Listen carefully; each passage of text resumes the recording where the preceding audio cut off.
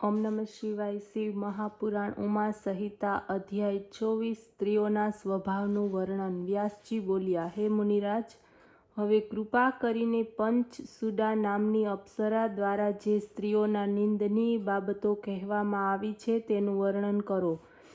સનતકુમાર બોલ્યા કે હે વ્યાસજી, સાંભળો. સર્વલોકમાં વિચરણ કરનાર નારદજીએ એકવાર પંચસુડા નામની અપ્સરાને જોઈ એની પાસે તેઓ પહોંચ્યા અને બોલ્યા, હે સુંદરી, આપ કૃપા કરીને મને સ્ત્રીઓના સ્વભાવ વિશે સંભળાવો. આ સાંભળીને અપ્સરા કહેવા લાગી, હે નારદ, હું સ્ત્રી છું. સ્ત્રી થઈને સ્ત્રીની નિંદા કેવી રીતે કરી શકું? સ્ત્રીઓના સ્વભાવને તો જાણો છો, પછી મને ન પૂછો. આ સાંભળીને નારદજીએ કહ્યું, હે સુંદરી, જૂઠું બોલવામાં તો પાપ લાગે છે, સત્ય બોલવામાં પાપ નથી. એટલા માટે જે પણ સત્ય હોય તે આપ કહો. ત્યારે પંચસુડા સ્ત્રીઓના દોષનું વર્ણન કરતા કહેવા લાગી, હે નારદ, સાંભળો. સ્ત્રીઓનો સ્વભાવ ઘણો ગૂઢ હોય છે. પતિવ્રતા તેમજ કુલીન કહેવાતી સ્ત્રીઓ પણ મર્યાદામાં રહેતી નથી.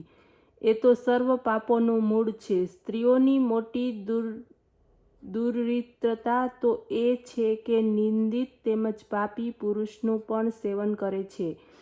જે કોઈ પણ પુરુષ સ્ત્રી કામનાથી એકવાર પાસે આવી જાય, થોડા પ્રેમ તથા સેવાભાવ બતાવે તો સ્ત્રીઓ તેમની જ છે.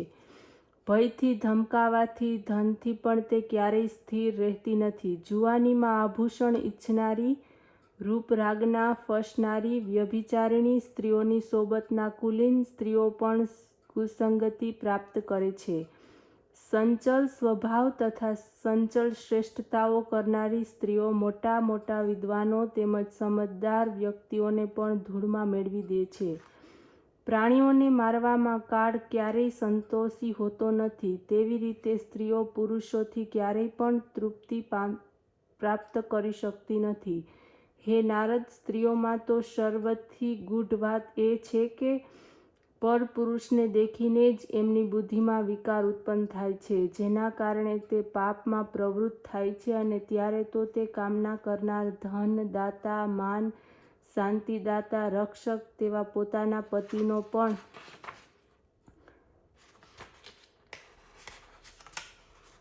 વિચાર કરતી નથી. આભૂષણ, ધન વગેરે કોઈને પણ તે પરમ સુખ માનતી નથી. માત્ર રતિવિલાસમાં જ તે સુખ માને છે. યમરાજ, મૃત્યુ, પાતાળ, વડના વાનલ, ક્ષુરધારા, વિષ, સર્પ, અગ્નિ વગેરે સમસ્ત એકઠા થઈને સ્ત્રીઓની સાથે સમતા પ્રાપ્ત કરી શકતા નથી. સ્ત્રીઓ એનાથી પણ મહાન દુષ્ટ હોય છે.